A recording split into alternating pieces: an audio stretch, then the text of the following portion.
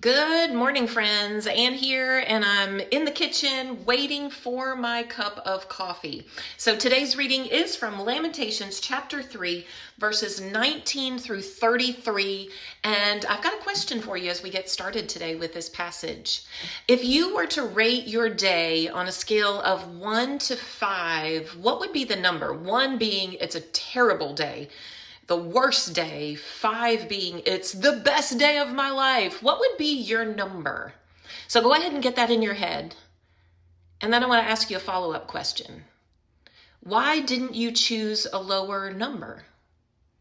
Why didn't you choose a lower number? If we think about it, it's because there was still something good and redemptive about our day. There was still something, the reason that we got up in the morning, there was still something that God gave us breath in our lungs. There was still something in our day that made us hopeful. Today, that's exactly what we're going to read in the book of Lamentations, chapter 3.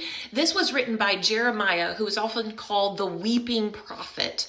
And he gives voice to those of us who are going through difficult times in seasons of lament. And in the first part of chapter 3, he states all of the things that he is lamenting about, all the things that he is weeping about. And then he begins to turn the corner in verse 19. And that's what I want you to hear today. He says, I remember my affliction and my wandering, the bitterness and the gall. I well remember them, and my soul is downcast within me.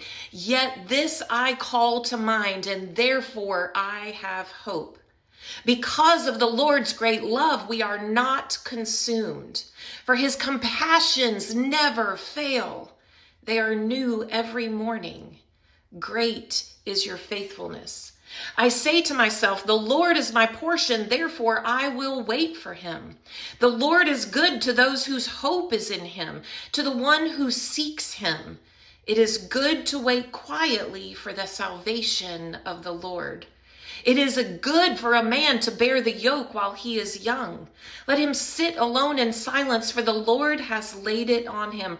Let him bury his face in the dust. There may yet be hope. Let him offer his cheek to the one who would strike him. Let him be filled with disgrace. For no one is cast off by the Lord forever. Though he brings grief, he will show compassion. So great is his unfailing love. For he does not willingly bring affliction or grief to anyone. Friends, the thing that I want you to hear today is that in the midst of suffering, God is still faithful.